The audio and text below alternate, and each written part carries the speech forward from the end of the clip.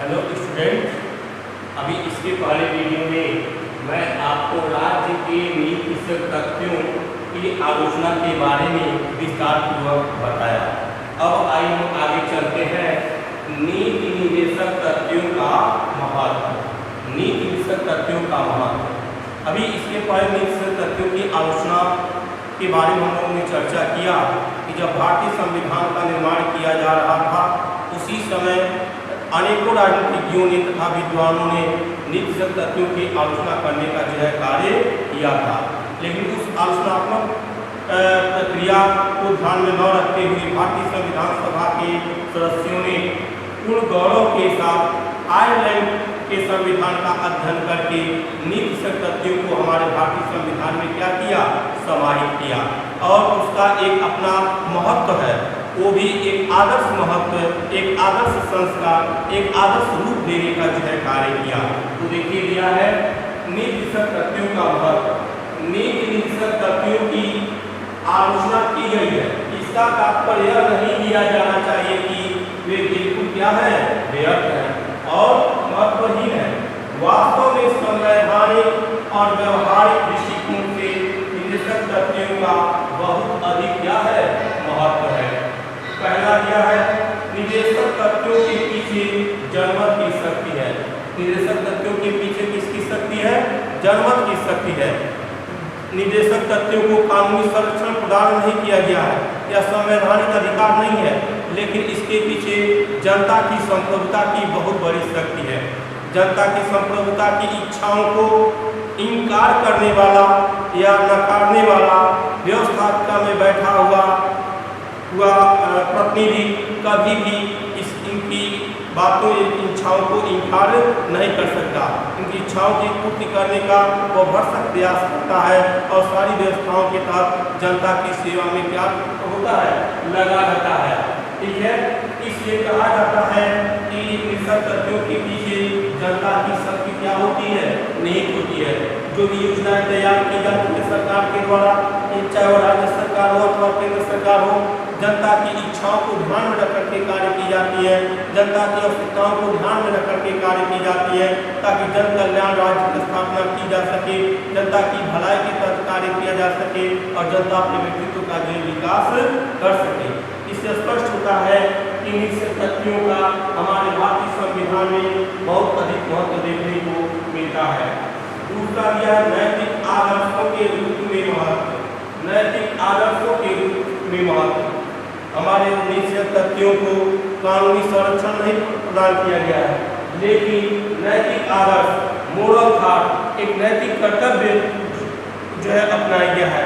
उस नैतिक कर्तव्य का उल्लंघन करने पर कभी भी क्रांति की जा सकती है, कभी भी जनता जो है सरकार का विरोध कर सकती है या कभी भी आवाज उठा सकती है। इसलिए जनता के भय से सरकार अपने नैतिक दायित्वों का, नैतिक कर्तव्यों का सही ढंग से, सही रूप में जो है पालन करने का जो कार्य करता है, जो शांतिमय ढंग से जनता के विकास में जो सहयोग देता है। निष्कर्षतः हम कह सकते हैं कि निर्देशक तथ्य नैतिक आदर्शों के रूप में जो महत्वपूर्ण दिखाई देता है। तीसरा है शासन के मूल्यांकन का आधार।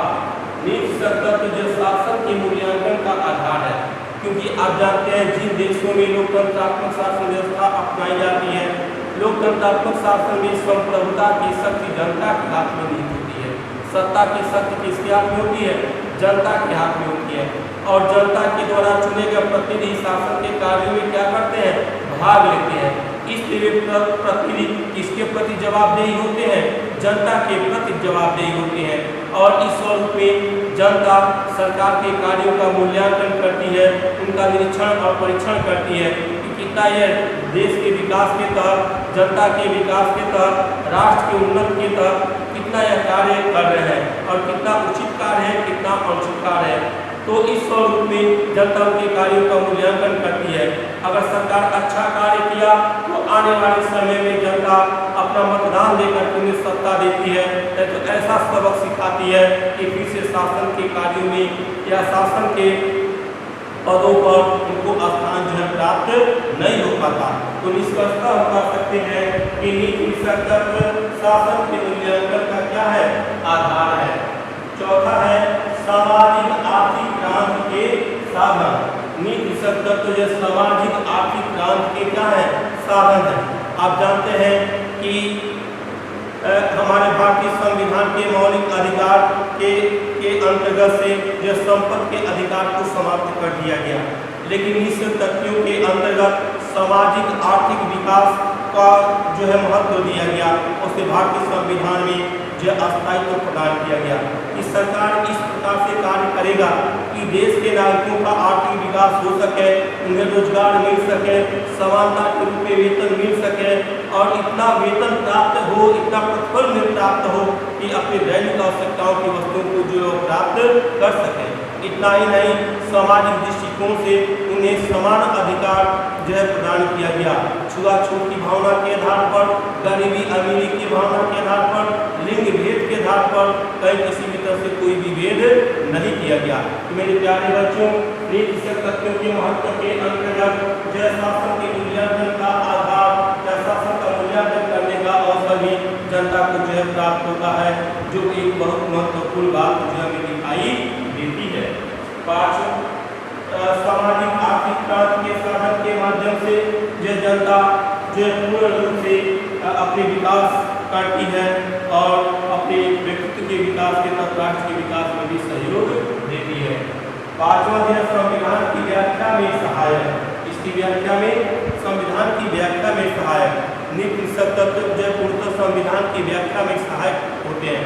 आपको पहले ही बताया जा चुका है कि संविधान का संरक्षक सर्वोच्च न्यायालय होता है और सर्वोच्च न्यायालय संविधान की क्या करता है, व्याख्या करता है। और इस स्वरूप में नीतिगत तथ्यों के तहत और कहीं पर भी संविधान की नीतियों में सरकार के द्वारा परिवर्तित किया गया या जनता के हितार्थ स्वरूप में कार्य नहीं किया गया, जनता के शोषण के तहत नियम बनाया गया, तो जनता वही क्रांति कर देती है और क्रांति करके जो अपनी मांग करती है और इस तरह से संविधान में दिए गए मौलिक अधिकारों के बल पर अपील प्रार्थना पत्र के बल पर अपने अधिकारों को जो है प्राप्त करती है।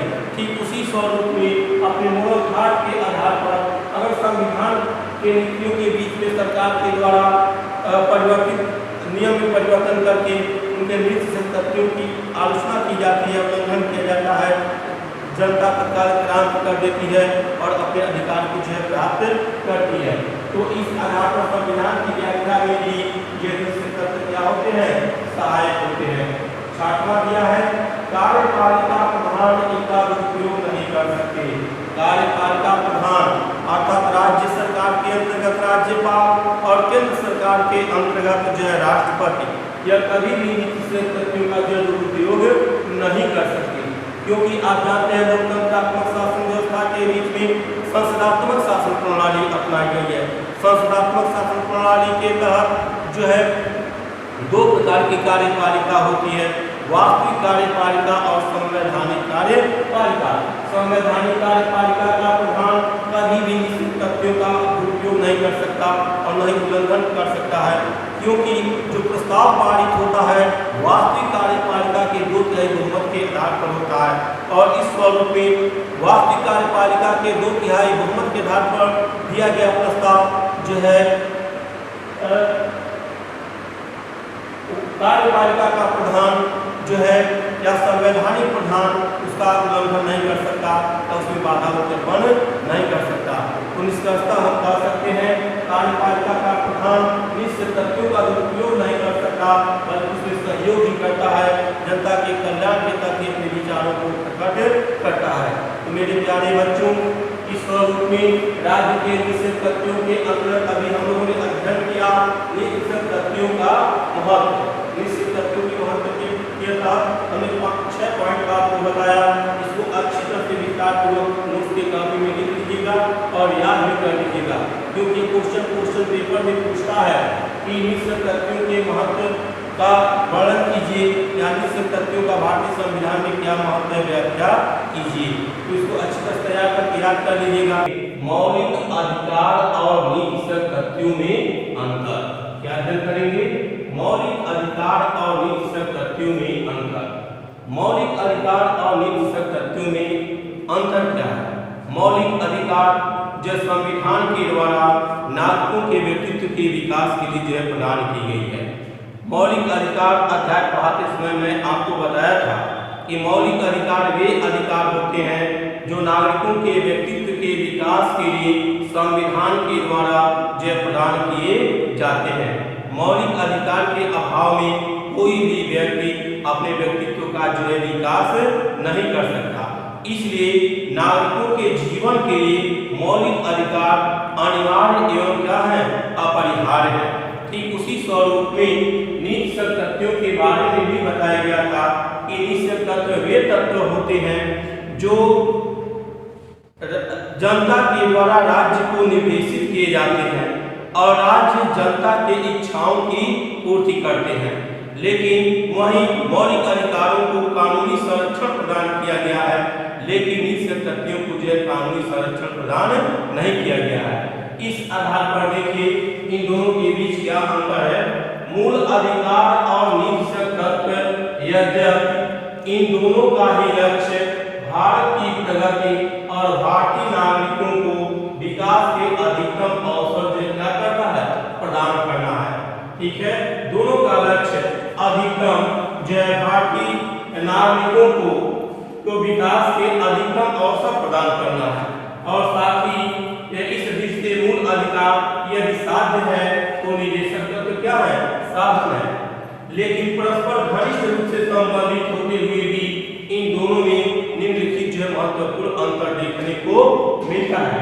पहला अंतर क्या है, मूल अधिकार न्याय योग्य है लेकिन निदेशक तत्व न्याय योग्य नहीं है। मूल अधिकार क्या है, न्याय योग्य है, निदेशक तत्व न्याय योग्य नहीं है। इसका तात्पर्य क्या है, मौलिक अधिकार को कानूनी संरक्षण प्रदान किया गया है, निदेशक तथ्यों को कानूनी संरक्षण प्रदान नहीं किया गया है। भारतीय संविधान के द्वारा जो नागरिकों को मौलिक अधिकार प्रदान किए गए हैं, उन मौलिक अधिकार के बीच में और किसी भी राजनीतिक दल के द्वारा, किसी भी प्रशासनिक अधिकारी के द्वारा या किसी भी वर्ग समुदाय के द्वारा बाधा उत्पन्न की जाती है तो ऐसे परिस्थितियों में नागरिक अपना अपीली प्रार्थना पत्र न्यायालय, सर्वोच्च न्यायालय अथवा उच्च न्यायालय को देता है। न्यायालय भारतीय नागरिकों के मौलिक अधिकारों की व्याख्या करते हुए नागरिकों को मौलिक अधिकार प्रदान करता है और बाधा उत्पन्न करने वाले व्यक्ति को दंडित करने का प्रयास करता है। इसलिए मौलिक अधिकारों को कानूनी संरक्षण जो है प्रदान किया गया है, जबकि निश्चित तथ्यों को कानूनी संरक्षण प्रदान नहीं किया गया है। राज्य की जनता अपनी इच्छा को व्यक्त करके राज्य के समक्ष रखती है और ऐसे परिस्थितियों में राज्य जो है जनता की इच्छाओं को पूर्ण करने का जो प्रयास करता है। जहां तक संभव होता है पूरा करता है, जहां तक संभव नहीं होता है उसे अगले वित्तीय वर्ष में पूरा करके नागरिकों का सहयोग करने का प्रयास करता है, आर्थिक सहयोग करता है, जन कल्याण के कार्य करने का कार्य करता है। अगर कुछ कार्य अधूरा रह गया तो नागरिक जो है ऐसे परिस्थितियों में राज्य के ऊपर कोई कानूनी कार्यवाही नहीं कर सकता। इस आधार पर निष्कर्षतः हम कह सकते हैं कि मूल अधिकार को कानूनी संरक्षण प्रदान किया गया है और निश्चित तथ्यों को जो है कानूनी संरक्षण जो है प्रदान नहीं किया गया है। ठीक इसी स्वरूप में दूसरा दिया है, मूल अधिकार निषेधात्मक है जबकि निदेशक तत्व क्या है, सकारात्मक है। मूल अधिकार निषेधात्मक है अर्थात मूल अधिकार निषेधक ज्ञान है कि किसी भी हालत में मौलिक अधिकारों का अवहेलना नहीं किया जा सकता। सरकार के द्वारा या किसी भी अन्य समूह के द्वारा मौलिक अधिकार के ऊपर कोई भी बाधा उत्पन्न की जाती है तो न्यायालय उसका संरक्षण जो प्रदान करता है, जबकि निषेधात्मक सकारात्मक निर्देश है। नीतिशक तत्व सकारात्मक निर्देश है। ठीक है कि अगर राज्य जो है नागरिकों की सुविधा के लिए शिक्षा की व्यवस्था करता है, चिकित्सा की व्यवस्था करता है, सुरक्षा की व्यवस्था करता है, रोजगार की व्यवस्था करता है, समानता की व्यवस्था करता है, जहां तक प्रयास रहता है जनता के कल्याण के लिए वह कार्यरत रहता है और जहां तक संभव रहता है वहां तक पूरा करने का प्रयास करता है। जहां तक पूरा नहीं हो पाता वह अगले वित्तीय वर्ष में पूरा करने का जो है प्रयास करता है। तो निष्कर्षतः हम कह सकते हैं मूल अधिकार निषेधात्मक है जबकि निदेशक तत्व क्या है, सकारात्मक निर्देश है। तीसरा दिया है, मूल अधिकार नागरिकों के लिए है। मूल अधिकार किसके लिए है, नागरिकों के लिए है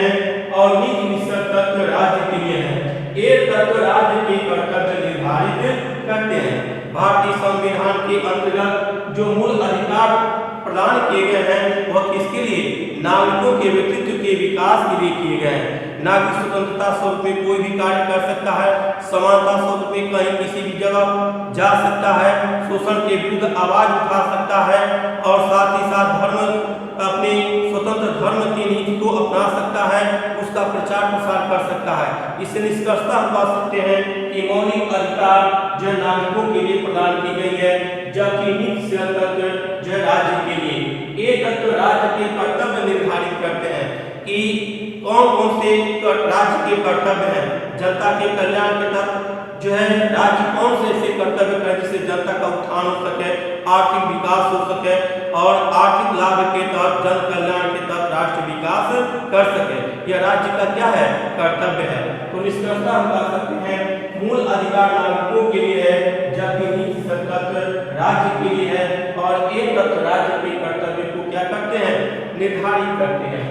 चौथा दिया है मूल अधिकार राजनीतिक लोकतंत्र में सहायक है, जबकि नीति तत्व आर्थिक लोकतंत्र में सहायक है।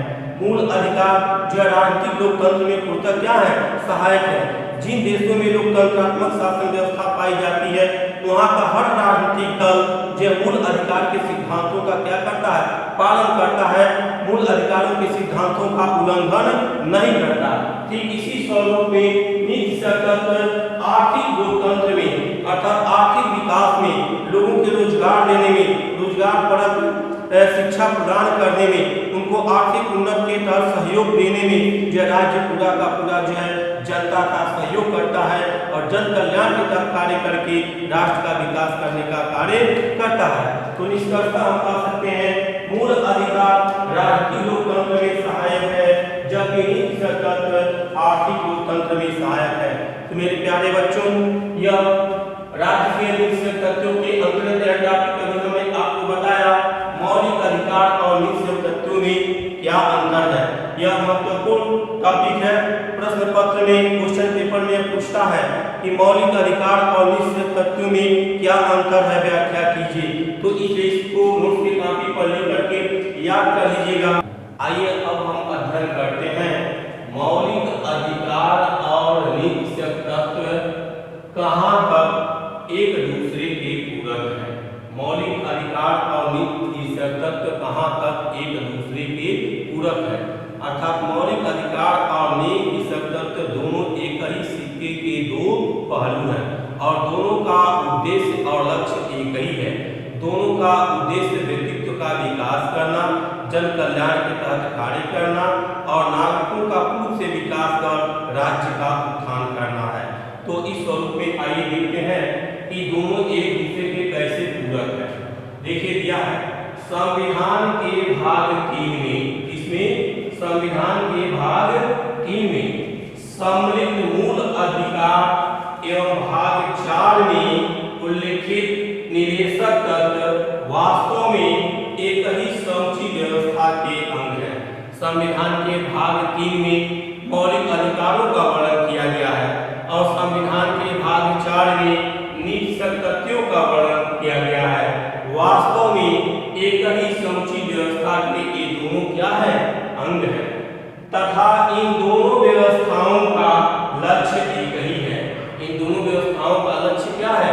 एक ही है और वह है व्यक्तित्व का विकास तथा लोक कल्याणकारी राज्य की स्थापना। दोनों का लक्ष्य एक ही है और वह दोनों क्या है? व्यक्तित्व का विकास। ठीक है, मौलिक अधिकार का उद्देश्य क्या है? व्यक्तित्व का विकास और नीति तत्वों का उद्देश्य लक्ष्य क्या है? लोक कल्याणकारी राज्य की स्थापना।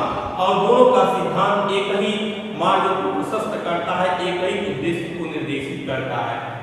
भूतपूर्व न्यायाधीश के सदानंद हेगड़े, भूतपूर्व न्यायाधीश के सदानंद हेगड़े ने कहा है कि सिद्धांत एक ही, क्या दिया है? सिद्धांत एक ही संविधान के, सिद्धांत जो है एक ही संविधान के दो भागों में कोई असंगति नहीं हो सकती।